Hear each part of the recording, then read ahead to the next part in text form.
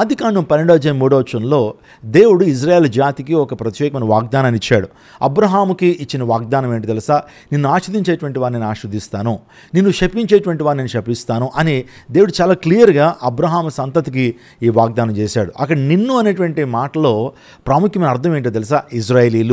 ఇజ్రాయేలీలను ఎవరైతే ఆశీర్వదిస్తారో వారు ఆశీర్వదించబడతారు, ఇశ్రాయేలును ఎవరైతే శపిస్తారో దూషిస్తారో వారు శపించబడతారని దేవుడు చెప్పాడు. సంఖ్యాకాండం 24:9 నిన్ను దీవించేటువంటి వారిని దీవిస్తాను అని చాలా క్లియర్గా దేవుని లేఖనాలు మనం చూస్తూ ఉంటాం. నేను గొప్ప జనముగా చేసేదను అన్నాడు. చూడండి, ఇశ్రాయేలుకి దేవాదేవుడు ఇచ్చిన గొప్ప వాగ్దానము, నేను గొప్ప జనముగా చేస్తాను.